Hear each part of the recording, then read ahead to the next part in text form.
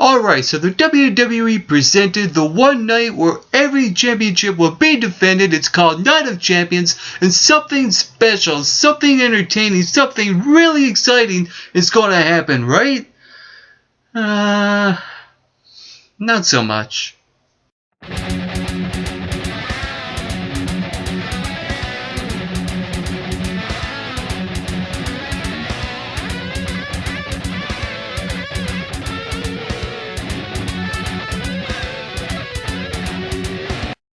Hey, what's up and how's it going, everyone? Well, I'm so glad that you have took your time to spend with me right here today on the MRB Wrestling Review Show. I am your co-host, Mike McBrock Wilson, and last night, Night of Champions has just wrapped up, and I will give you my review and the results for that show.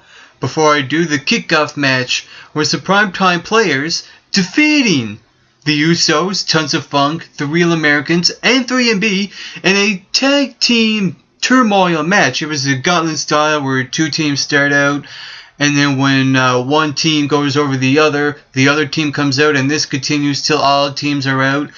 And with that being said, I like how it was done. The primetime players were the last ones to come out and gain the victory over the Real Americans after the Real Americans defeated two teams. So they pretty much done most of the work throughout that match. But what I also like is that the primetime players had two matches in one night, because not only did they beat the Real Americans to face the Shield, they lost to the Shield, but at the same time didn't look weak doing it because they were involved in two great matches. And I think that the young talent really stepped up last night. Not only the primetime players, but Curtis Axel as well. Curtis Axel first defended his title against Kofi Kingston and bet him in that match.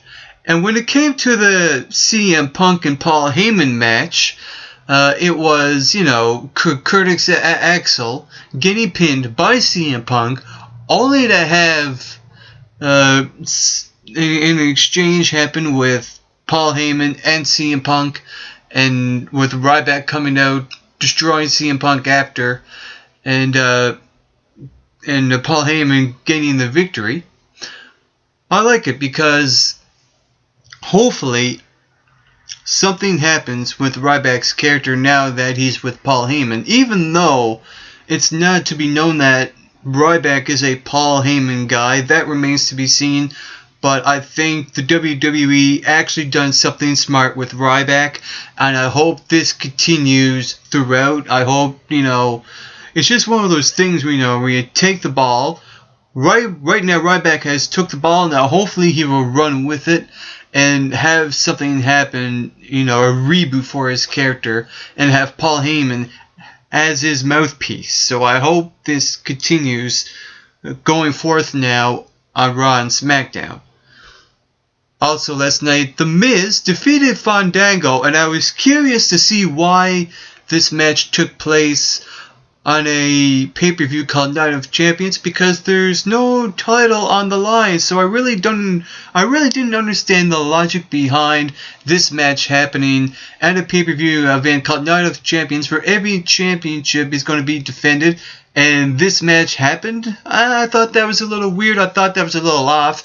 And with that being said, I think the wrong guy won, because Fandango really needs a desperate win, because his career is just going down by the match.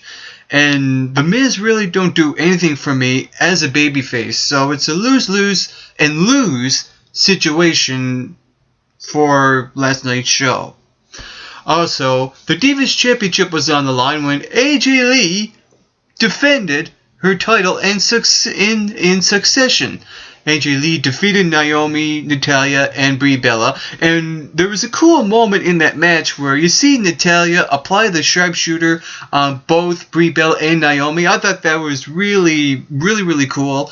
And with that being said, I think the right person won that match. AJ Lee is still the Divas champion. She's still the face of the Divas division, and I hope this continues forever.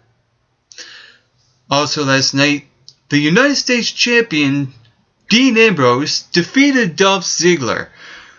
It was a win-lose situation because I thought the match was actually pretty good. There were actually some good matches on last night's show, such as the Intercontinental Championship match with Curtis Axel and Kofi Kingston, as well as Dolph Ziggler and Dean Ambrose. So I will put those matches up in the top 2 or 3 when it came to excellent wrestling matches that happened last night at Night of Champions.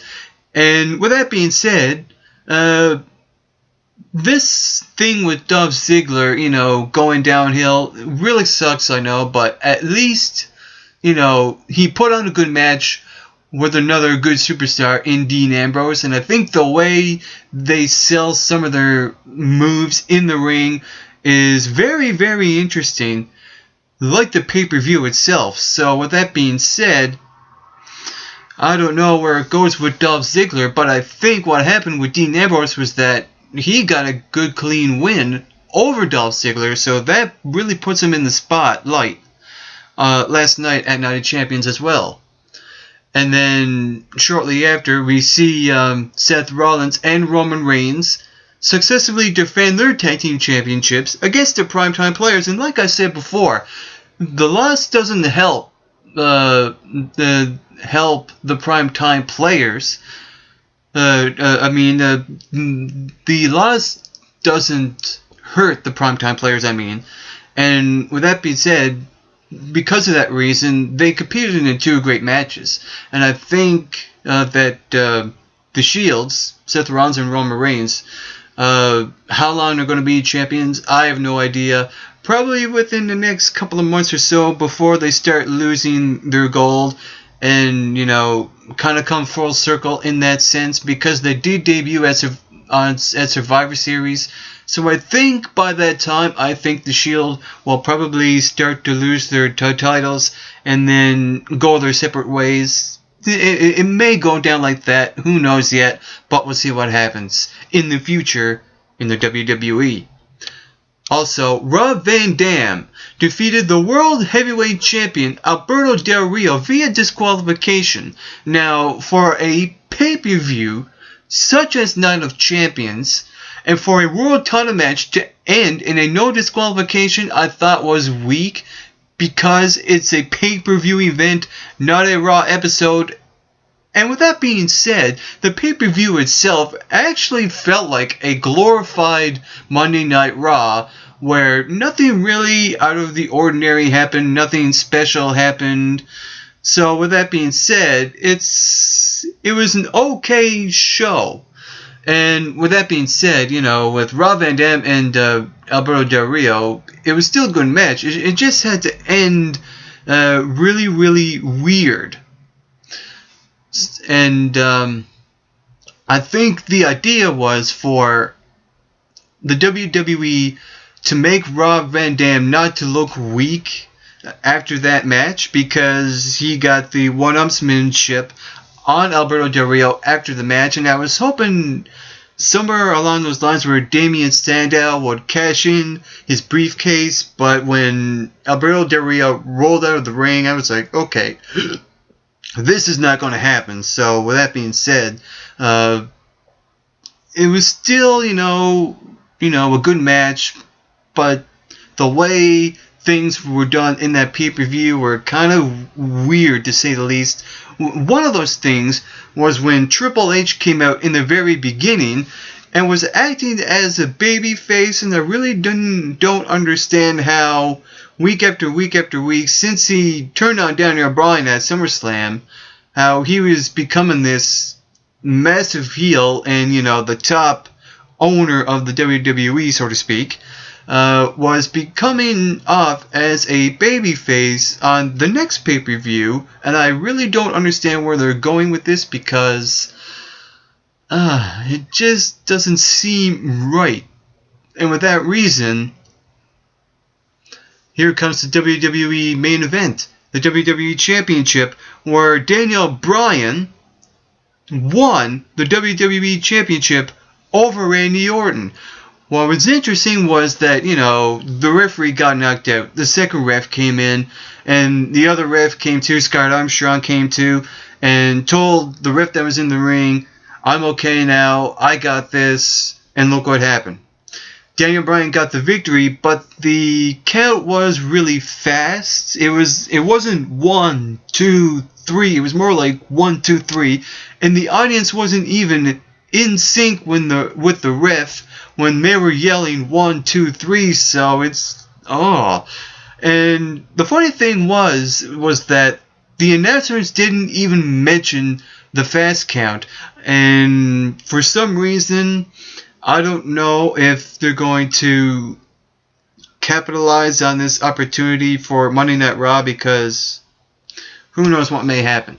The only thing I do know is that Triple H will probably be the one to correct this wrong and probably make Randy Orton the champion again and have the title being screwed away from Daniel Bryan. It's inevitable, it's obvious, it's predictable, and I think that, I don't know. The way Triple H was throughout that show was really weird, and for him to ban The Shield and The Big Show from the main event, I thought was something that a babyface would do, and for that reason, I think that Triple H is working it both ways. I've been saying that all along since Triple H became a heel, when he was, all over Daniel Bryan. And with that being said, I don't know. The way Night of Champions was really, really different. And I thought, I was expecting better. Well, what can you do? I thought last night's show was okay. 7 out of 10 I'd probably give it. And there you have it. That was my review of last night's Night of Champions. For the MRB Wrestling Review Show, I'm your co-host, Mike McRock Wilson. Get plenty of rest, and always do your best.